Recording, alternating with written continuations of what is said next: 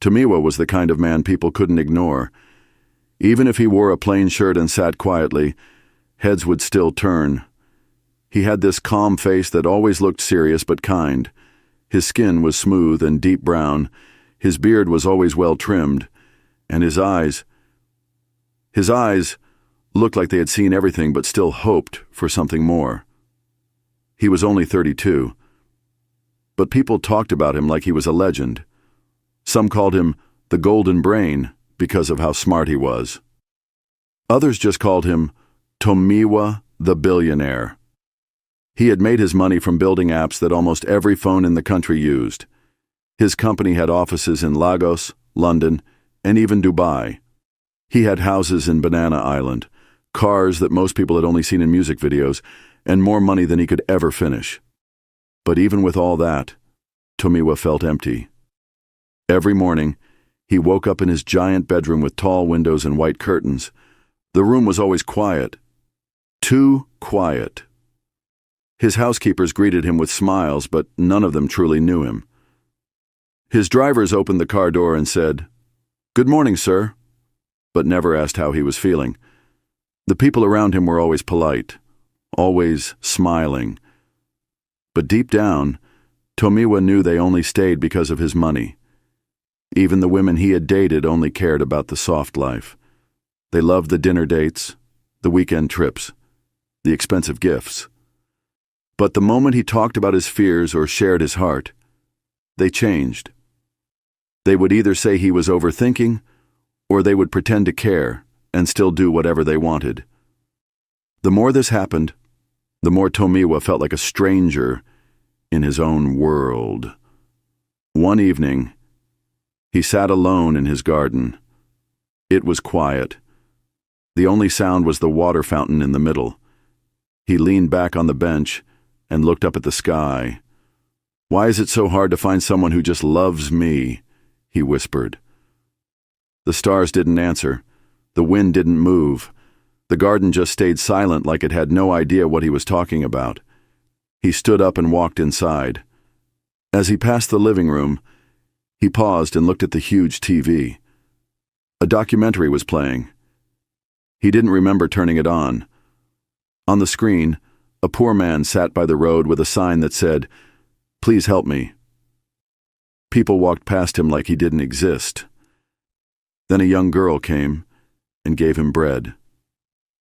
She smiled, helped him up, and even wiped dirt off his shirt.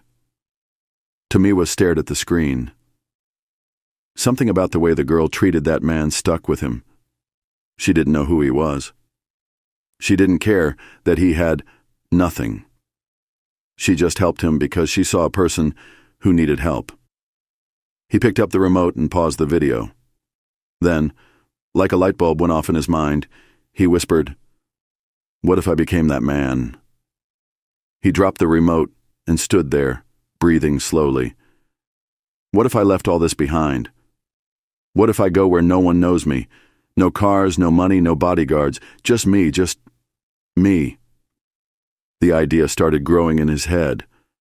What if he left Lagos, went to a smaller city, changed his name, wore old clothes, and pretended to be poor? What if he became someone that people normally ignored?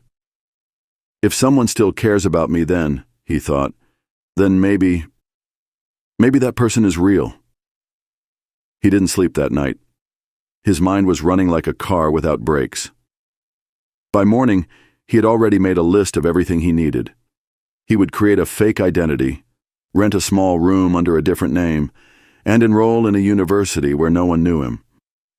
He would pretend to be a student who had just survived a bike accident, with a bad leg that made him use a wheelchair. He sat at the dining table, eating toast he didn't even taste, when his sister Funmi walked in.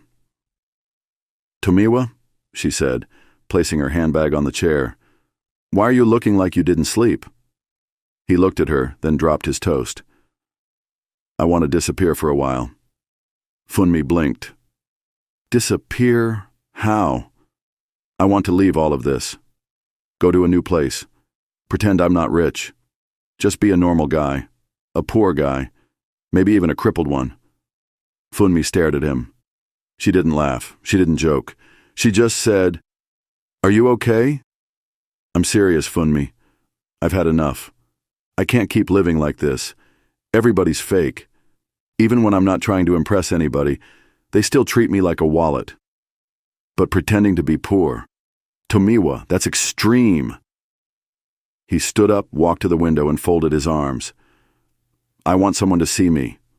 Not my name, not my company, not my account balance, just me." Funmi slowly pulled out a chair and sat. "Where will you go?" "Ibadan," he said. "It's close, but far enough. I'll enroll in a small university there as a new student. Nobody will recognize me. I'll wear old clothes, use a wheelchair, and live in a cheap hostel. Nobody will know the truth." Funmi rubbed her forehead. "Do you realize how dangerous this is? What if something happens? What if the wrong people find out? What if someone takes advantage of you?" Tomiwa turned to her. His eyes were sharp now, steady. "That's the point, Funmi. If someone still cares for me, even when they think I have nothing, then that person is real, and I need to know what that feels like." Funmi sighed and looked down. "You've always been stubborn." "I'm not changing now," he said with a small smile. Later that day, Tomiwa met with his personal lawyer and shared his plan. The man almost dropped his pen. "Sir, this sounds like a movie." "Well, life is starting to feel fake anyway," Tomiwa replied. "Might as well live in one." His security team begged him not to go alone. He promised to check in with one person every week, just in case. Then he packed one small bag, left all his cards behind, changed into worn clothes, and got into a bus heading to Ibadan. The ride was long and dusty. The man sitting beside him chewed gum loudly. Children at the back kept singing songs. But Tomiwa didn't mind. For the first time, he wasn't being stared at or asked for anything. He was just a normal man. When he got to Ibadan, he followed the plan. He had already arranged for a small room near the school campus. It was a plain room, bare floor, wooden bed, and a standing fan that made a funny sound. But, to Tomiwa, it was perfect. The next day he put on his new identity. He dressed in faded jeans, an oversized polo shirt, and a pair of old canvas shoes.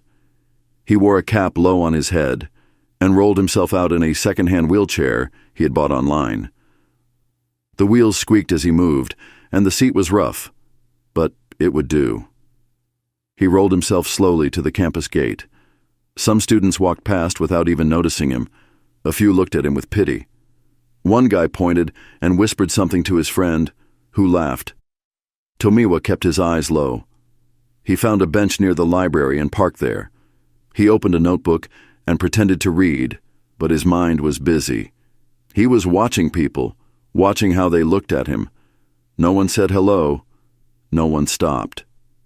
Good, he thought. This is exactly what I came for. As the sun began to set, he pushed himself back to his room, his arms already sore. He wasn't used to this kind of life. Every part of him ached, but he smiled. "Let's see how long it takes to find someone real," he whispered.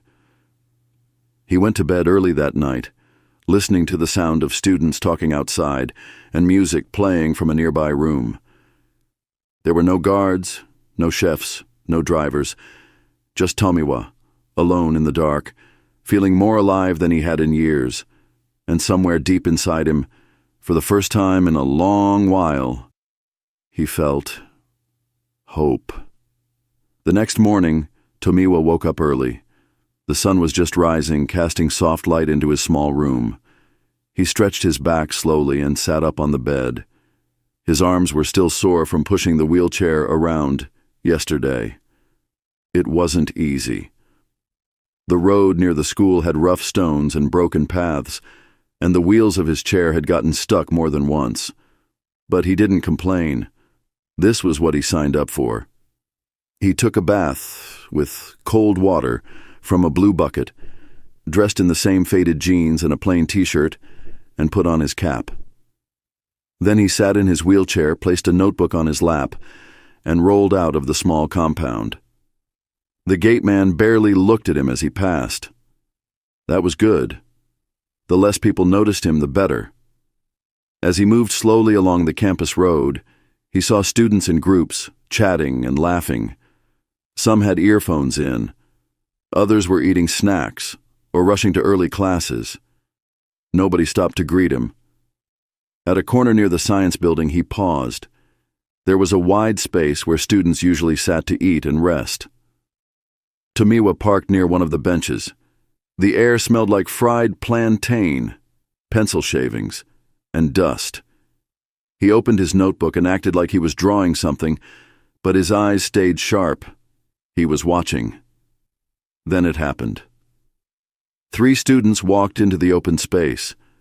A tall guy in a red hoodie, a dark-skinned girl with shiny braids, and a short boy with glasses and loud slippers. The way they moved, everyone around them noticed. They laughed loudly, high-fived random people, and looked around like they owned the school. The tall guy in red turned to his friends and pointed toward Tomiwa. "See that guy," he said, loud enough for others to hear. "The one in the wheelchair. New student, Abi?" The girl with braids giggled. "He looks like a used crayon." The short one laughed harder than both of them. "More like a broken tire. Look at his shoe. I think that one entered fire." Tomiwa didn't flinch. He just stared at his book like he didn't hear them. But inside, his heart beat faster. The girl walked closer, hands on her hips. "Hello, Cripple," she said, tilting her head. "What's your name? Or should we just call you Flat Tire?" The short one laughed again and clapped. Tomiwa looked up slowly. His face was calm. "I have a name," he said. "Hin?" the tall guy asked, smiling wide. "Let's hear it now." "Tunde," Tomiwa said. It was the fake name he registered with. "Tunde the Tire Man," the short boy shouted. The girl leaned in and whispered loudly, "You know we're just playing, right?" But it didn't feel like play. They walked away laughing and shouting jokes. Some students nearby chuckled too. Tomiwa felt a wave of heat rush through his body, but he stayed quiet. He sat there for another hour, pretending to read. His hands clenched the notebook so hard it bent at the corners. This was harder than he thought. He had never been laughed at like this before. In his real life, people respected him, even feared him. But here, in this disguise, he was just another weak, poor student. No one saw him. And the ones who did only saw someone to laugh at. He rolled himself toward the cafeteria when his stomach started growling. He hadn't eaten breakfast. There was a small food stand by the gate. He stopped there and looked at the menu: rice, beans, yam, bread, and egg. He brought out a folded 500 naira note. As he waited in line, the same group of bullies walked past again. He wants to eat?" the girl said. "Hope they'll blend the food for him, too." "I swear," the short one added, "he should drink pap and sleep." They laughed again. Tomiwa turned his wheelchair and moved away. He wasn't hungry anymore. He rolled to the back of the building and sat under a mango tree. The wind was soft, and a few leaves dropped from the branches above. He rested his head and closed his eyes. Then he heard footsteps. He opened his eyes and saw a girl standing nearby. She wore a clean but simple dress and carried a food flask in her hand. Her hair was packed into a ponytail, and her eyes looked kind, very kind. "Hi," she said softly. Tomiwa blinked. "Hi." "I saw what happened at the food stand," she continued. "Those guys are just mean." He looked away. "It's okay." She sat beside him, not too close, but close enough to show she wasn't afraid. "My name is Aisha," she said. "Tunde," he replied. She smiled. Don't mind them. They think being loud is the same thing as being important. Tomiwa looked at her for the first time properly. Her face wasn't just kind. It looked tired, like someone who had seen struggle but didn't let it change her heart. "Thanks," he said. She opened her food flask. The smell of jollof rice filled the air. "I cooked this morning. It's not plenty, but you can have some." Tomiwa hesitated. "You don't have to." "I want to," she said, cutting him off gently. He nodded slowly. She brought out a spoon and gave him half of the rice. He took it, feeling something strange in his chest. They ate in silence, but it wasn't awkward. It was calm, peaceful. When they finished, she stood up. "You want me to push you to the hostel?" she asked. He shook his head. "I can manage." "Okay, see you around then." As she walked away, Tomiwa watched her closely. There was something different about her. She didn't ask questions. She didn't stare. She just helped, quietly. That night, he couldn't stop thinking about her. The next day, the bullying got worse. The tall guy in red, Eve. The short one, Bio. The girl, Sandra. Now he knew their names. They started calling him Captain Useless. They laughed every time he passed by. One time, they even kicked his wheelchair slightly and pretended it was a joke. He was pushing himself past the faculty building when he saw them standing by the stairs.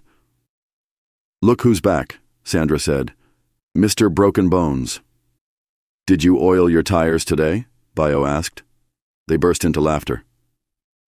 Just as Tomiwa was about to pass them, a voice shouted, "Enough!" It was Aisha. She stormed toward them, eyes blazing. "Are you people okay at all? Is this how you treat new students? What if he was your brother?" "Eh-hen." Sandra folded her arms. "Who asked you to join the matter?" "I don't need permission," Aisha said. "You should all be ashamed." Eve smirked. "So you're his nurse now?" "I'd rather be a nurse than a fool," she shot back. Bayo raised his hand like he was about to say something, but Aisha stepped forward and glared at him. "Try me," she said. "Say one more word." They didn't. After a few seconds of silence, the trio walked away slowly, muttering under their breath. Aisha turned to Tomiwa and sighed. "You okay?" He nodded. "Thank you." She looked angry, but also sad. They don't know what people are going through. They just enjoy being wicked. Tomiwa looked at her for a long time. "Why did you do that?" "Because I hate bullies," she said simply. "And because you didn't deserve it." He smiled a little. Later that evening, Aisha walked him halfway to his hostel. "You really don't have anyone here?" she asked. "No," he replied. "What about family?" "They're far away." She nodded slowly. "You can sit with me sometimes. I stay close to the cafeteria. My mom is blind, so I help her in the mornings before class. I also sell snacks in the evening, so I'm always around." He looked surprised. "You do all that?" She chuckled. "Life no balance, my brother, but we move." Tomiwa laughed for the first time in days. They reached the junction, where their paths split. "Good night, Tunde," she said with a smile. "Good night, Aisha." As he rolled himself back to his room, Tomiwa felt something warm in his chest. For the first time since he arrived here, he didn't feel invisible. Someone had stood up for him. Someone had seen him. That night, as he lay on his thin mattress, he stared at the ceiling. He whispered to himself, "This girl, she's different." But deep inside, he also knew something else. The lie was growing bigger. And the longer he stayed in it, the harder it would be to tell the truth. Still, he wasn't ready to stop. Not yet. Not when he was finally seeing something real. Tomiwa couldn't sleep that night. He tossed and turned on the thin mattress, listening to the ceiling fan spin slowly above his head. Even though the room was quiet, His mind was loud. Every time he closed his eyes, he saw Aisha's face. He remembered how she stood up to the bullies, how she shouted at them with fire in her eyes, how she gave him food when he had nothing. She didn't ask questions. She didn't even wait for him to explain. She just saw someone being mistreated and did something about it. He smiled to himself in the dark. "She's special," he whispered. The next day, Tomiwa woke up early again. He bathed quickly, dressed in his usual old clothes, and rolled himself outside. The streets were still quiet. A few students walked past with sleepy faces and heavy bags. He pushed his wheelchair slowly toward the cafeteria area. He wasn't hungry, but he wanted to see her. When he got there, he saw her from a distance. Aisha was setting up a small table near the corner. She brought out some puff-puffs and meat pies from a plastic cooler and placed them neatly on the table. Her dress was clean, but slightly faded.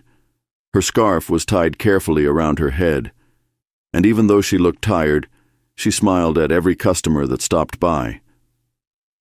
Tomiwa waited until there was no one else around, then rolled closer. "Good morning," he said. Aisha looked up and smiled. "You're early." "I wanted to help." She raised her eyebrow. "Help? You? In that wheelchair?" Tomiwa chuckled. "I can still move my hands." She laughed softly and handed him a small tray. "All right, Tunde, hold this. We'll see how good you are." For the next hour they worked side by side. Aisha called out prices, handled change, and packed snacks for students. Tomiwa passed trays, held paper bags, and made jokes that made her laugh. Even when his arms got tired, he didn't stop. Being beside her made the pain feel small. At one point, Aisha sat down and took a long breath. "You're actually helpful," she said. Tomiwa grinned. "I told you." "But why are you really here?" she asked, suddenly turning to look at him. "Most students in your condition would stay home, or at least get help. But you're just here, alone." Tomiwa felt his heart skip. He looked down at his lap. "It's a long story." Aisha nodded. "I have time." He was quiet for a moment. "I had an accident," he said finally. "Bike accident. My legs got badly hurt. I'm waiting to raise money for surgery." Aisha didn't blink. "Do you still feel pain?" "Sometimes," he said. "Mostly at night, but I'm used to it now." She reached into her bag and brought out a bottle of balm. "My mom uses this for her legs sometimes," she said. "Rub it. It helps." Tomiwa took it gently. "Thank you." They sat in silence for a while. Then she asked, "Where's your family?" "Far," he said quickly. "They don't know I'm here." Aisha gave him a look but didn't push. "You don't like talking about it?" He nodded. She looked at her table, then at the sky. "I get it. Some things are hard to say." Tomiwa watched her carefully. "What about you? You always look tired. Do you sleep at all?" Aisha smiled sadly. "Not really. My mom is blind. She needs help with almost everything.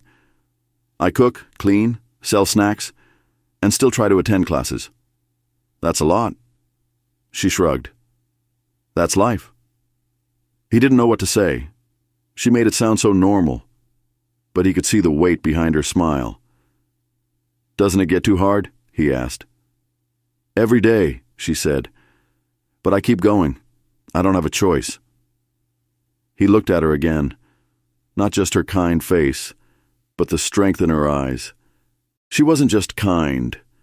She was brave. That evening they sat under the mango tree again, just like before. This time Tomiwa brought cold drinks and shared one with her. They talked about silly things: bad lecturers, broken chalkboards, the smell of the school toilets. They laughed so hard other students walking past stared at them.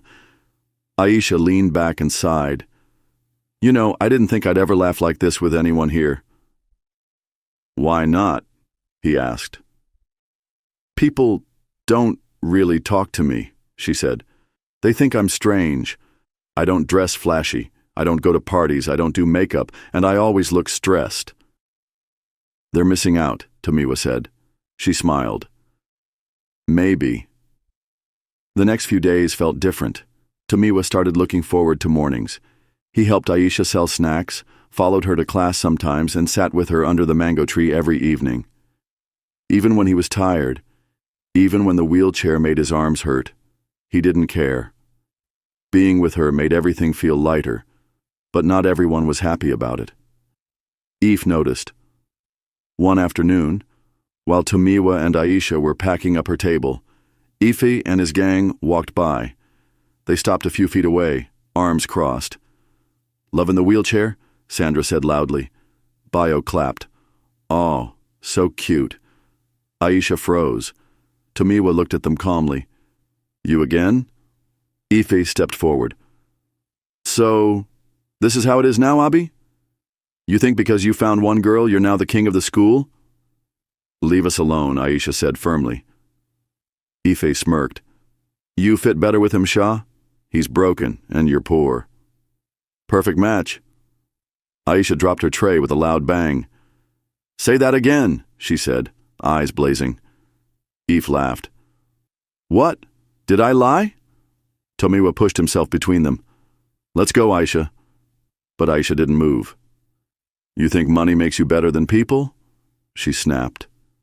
"You think laughing at others makes you strong? One day, Aoife, one day you'll learn that everything can change, and you'll be the one sitting alone." Sandra rolled her eyes. "She's preaching now." Bayo made a fake, crying face. Aisha grabbed her tray, turned, and walked away without another word. Tomiwa followed quickly. When they got far enough, she sat down under the tree and dropped the tray beside her. "I hate them," she said quietly. "I hate people like that." Tomiwa didn't say anything.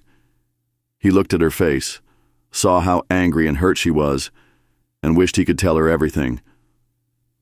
That night, back in his room, Tomiwa stared at the ceiling again. But this time, his heart was heavier. He was falling for her. And he was lying to her. She thought he was poor. She thought he needed surgery. She thought he was a broken boy trying to survive. But none of it was true. He had more than enough money to buy the whole school. He could give her everything she needed in a second. But if he did, would she still trust him? Would she still laugh with him like this? The next morning he met her outside her house. It was a small building near the staff quarters. She looked surprised when she saw him. "Tunde? You came here?" "I wanted to see where you live," he said. She smiled. "Well, this is it. Nothing fancy." A woman's voice called from inside. "Aisha, who is that?" "My friend," she shouted back. She turned to him. "That's my mum. You can come in for a minute if you want." He nodded slowly. Inside, the room was neat but small. A table with 2 chairs, a shelf with a few books, and a bed with a folded blanket. Her mother sat on the bed wearing dark glasses. She was thin, with soft wrinkles and quiet hands. "Good morning, Ma," Tomiwa said.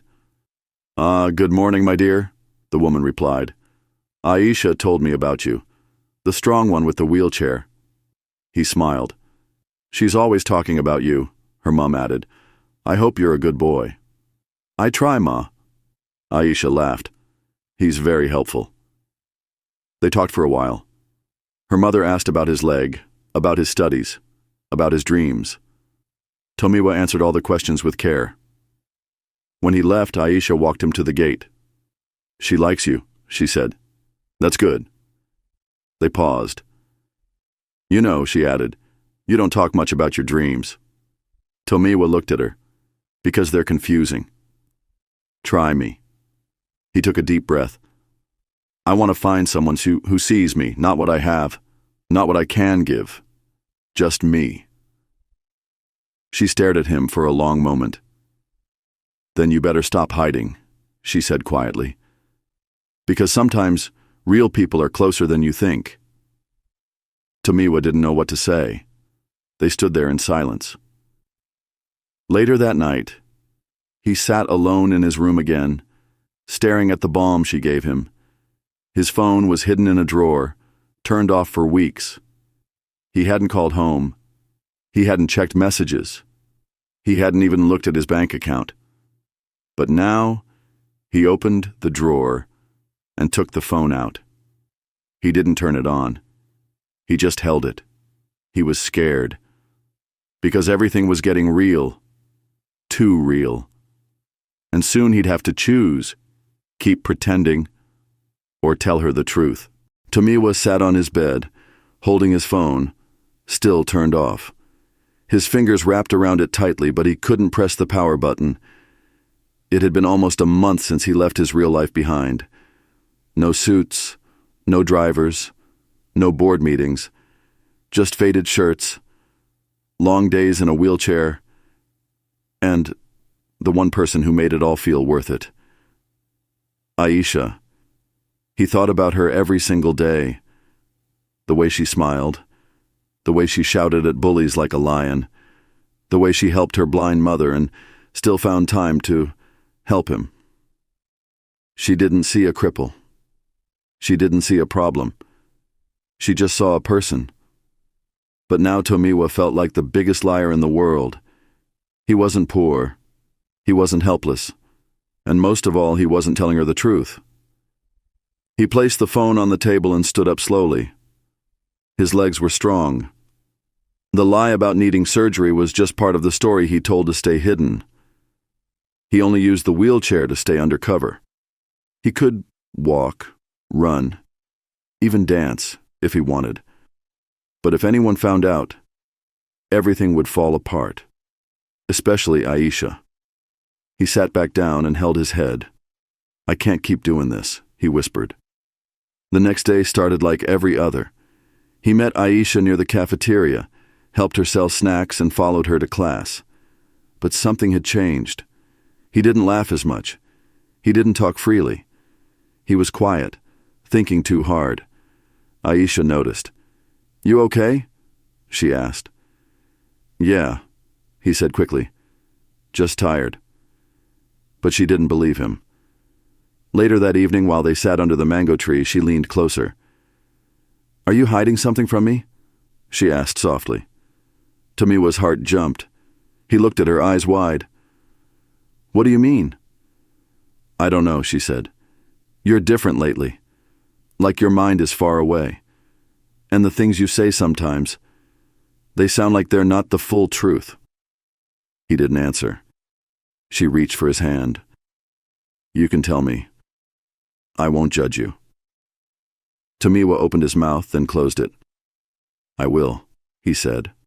"Soon." Aisha pulled her hand back and nodded slowly. "Okay," she whispered. "But I hope you're not lying to me." He didn't sleep at all that night.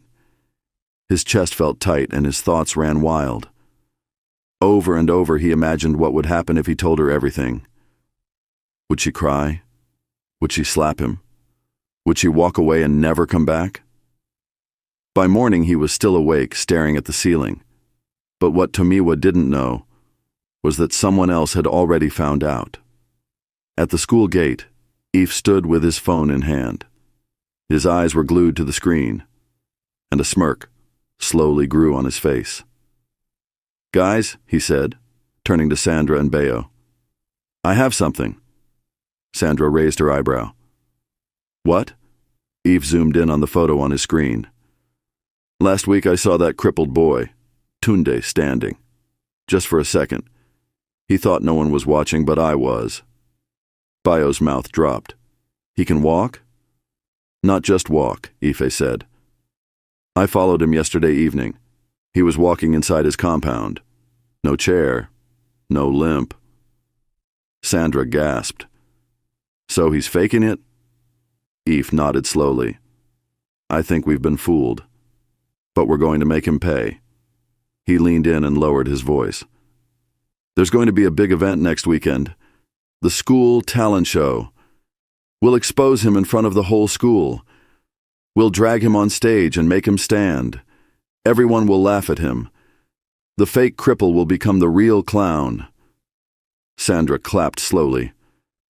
I love it. Bio giggled. Let's call it more Roast the Cripple. Eve smiled wide. Perfect.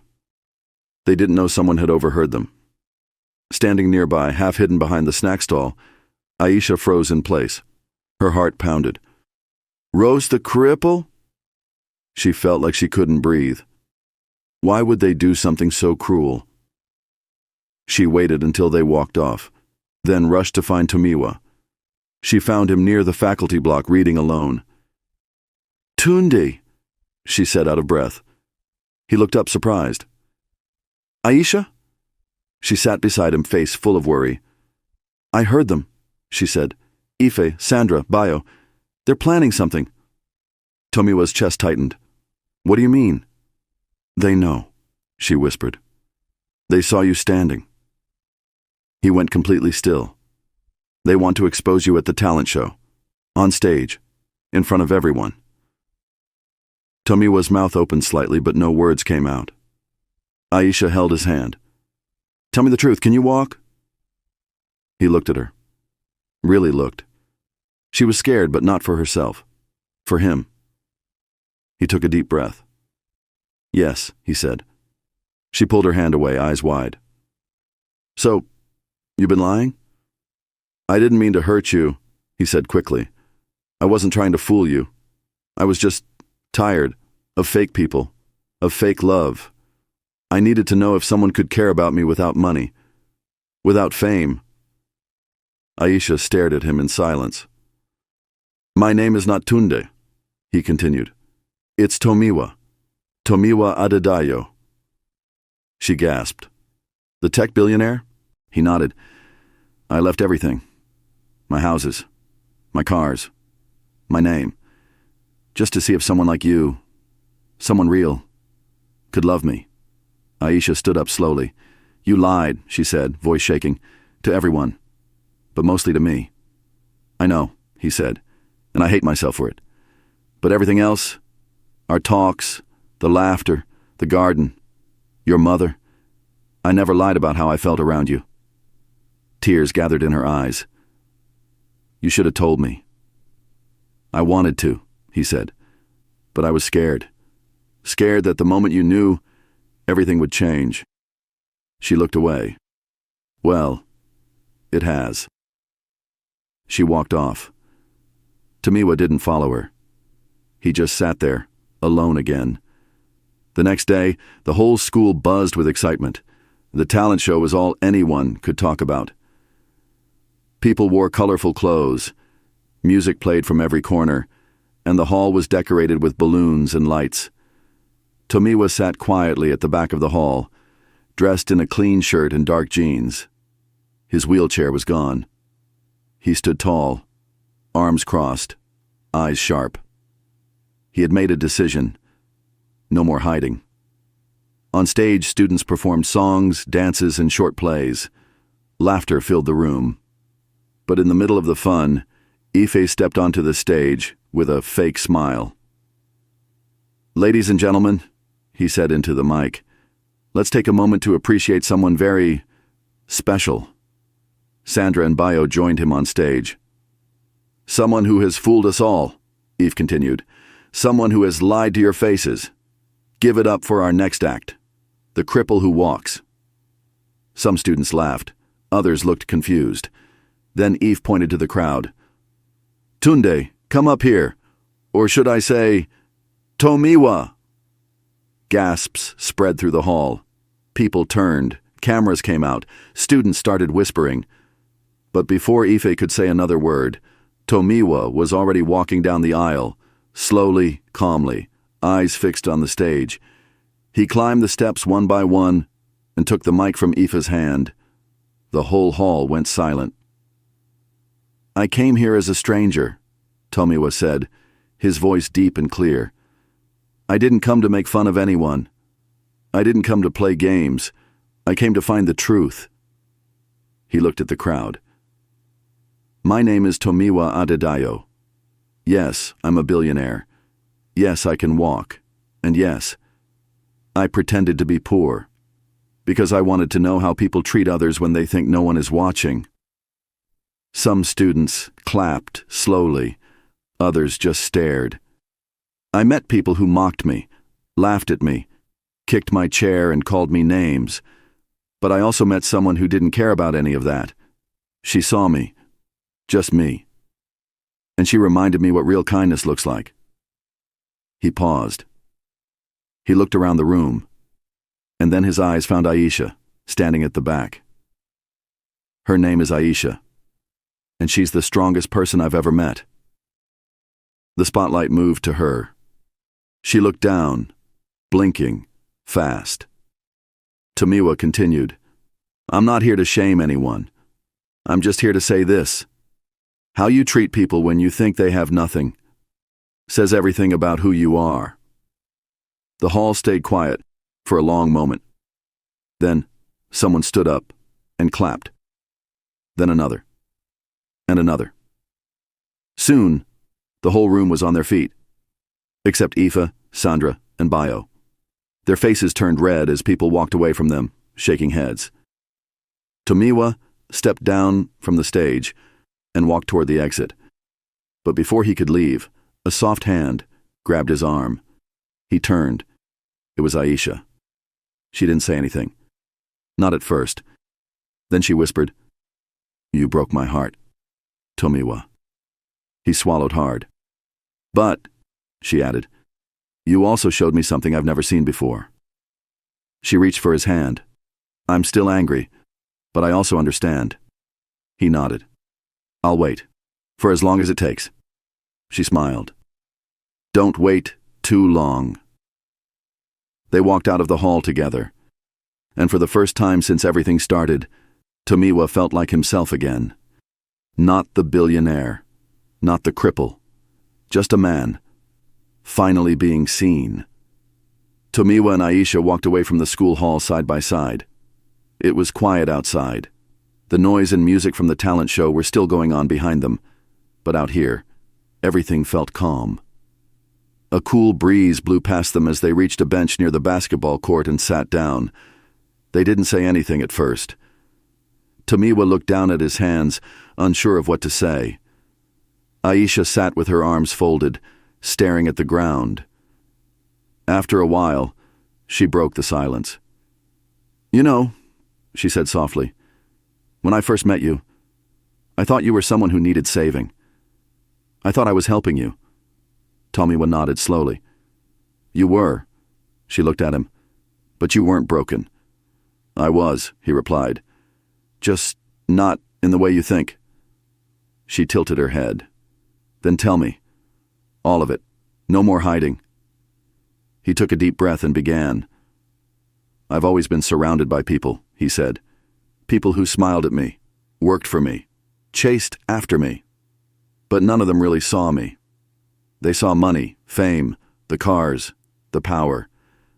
One day, Tomiwa continued, I watched a video. A poor man on the street ignored by everyone, but one girl stopped and helped him. She didn't ask for anything, she just helped. And I thought, what if I became that man? What if I left everything and just became invisible? And you did, Aisha said. He nodded. I didn't come here looking for attention, I came looking for truth. She turned to him. And did you find it? He looked into her eyes. Yes, I found you. Aisha blinked, her voice soft. You hurt me. I know, he said quickly, and I'm sorry. Every day I wanted to tell you, but I was scared.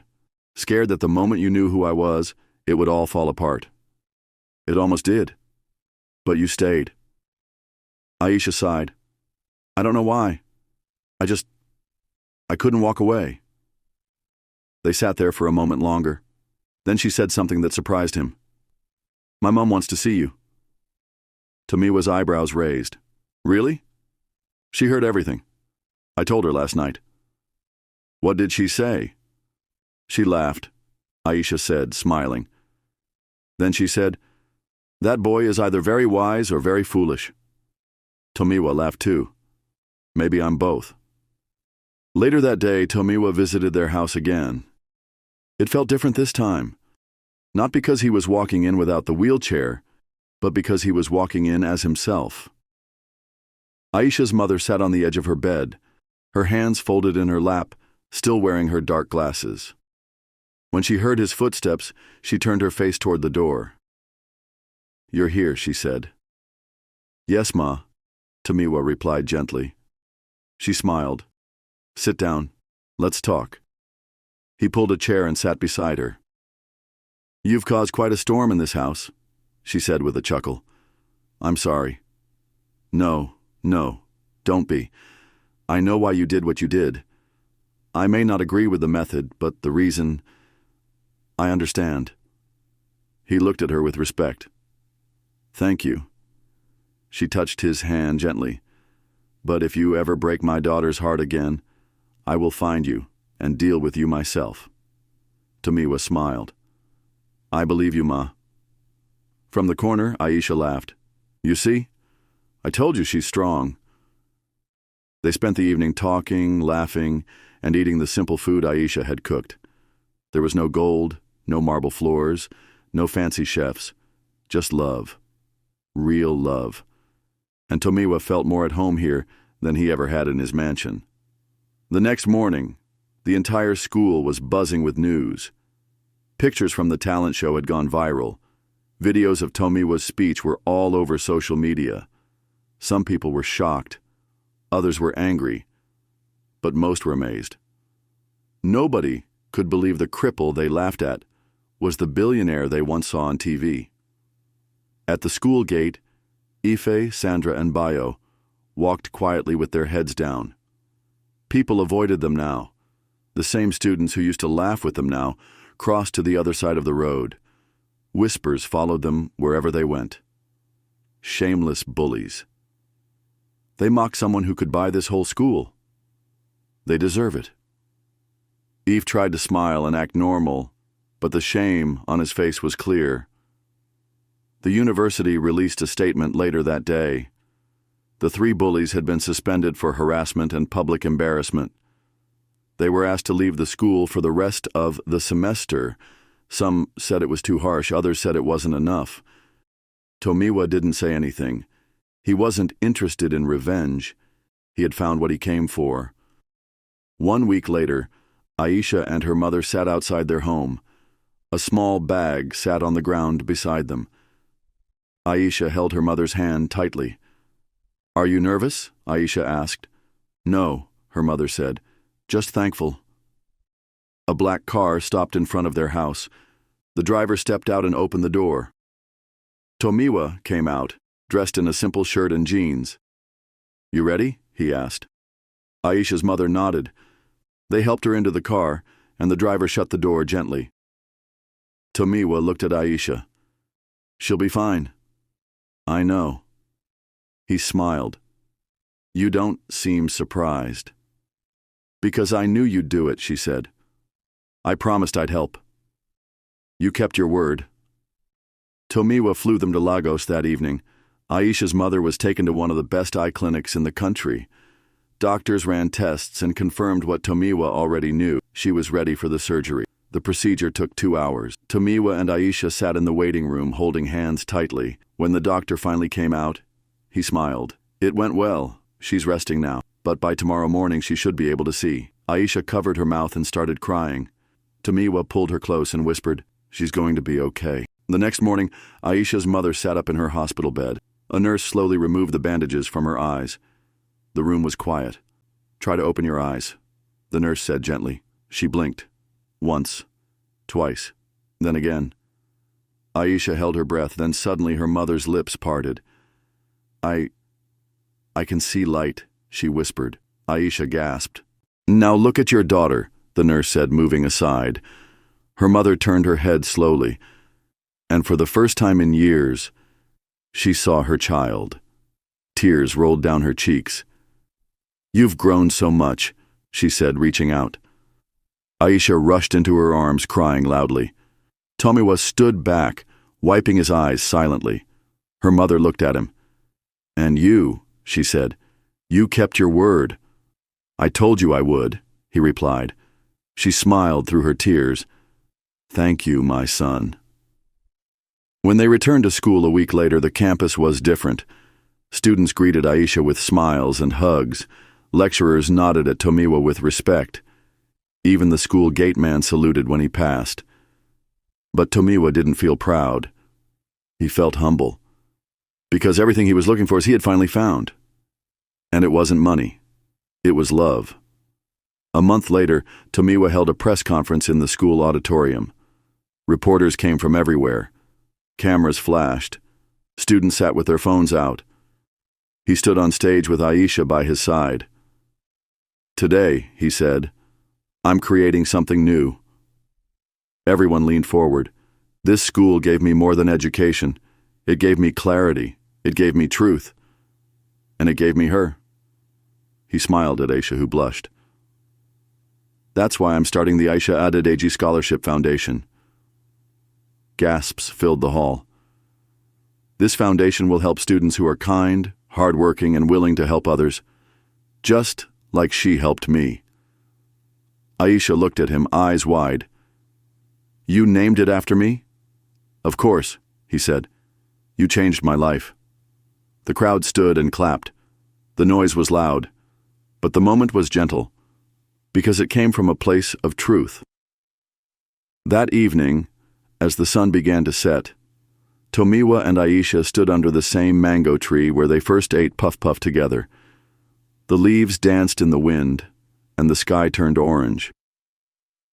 "I never thought we'd end up here," Aisha said. "Me neither." She smiled. "So what now?" Tomiwa took her hands gently. "Now, we build something new, together." She looked into his eyes. "Even with all the lies?" "No more lies," he said.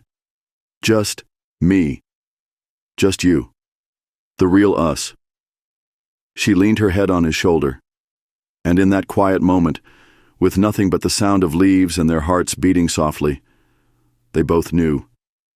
This was the beginning of something beautiful, something real, and it all started with a lie that led to the truth. Thanks for watching. If you enjoyed this story, please leave a like and subscribe. Here is another interesting story to watch. Click to watch now.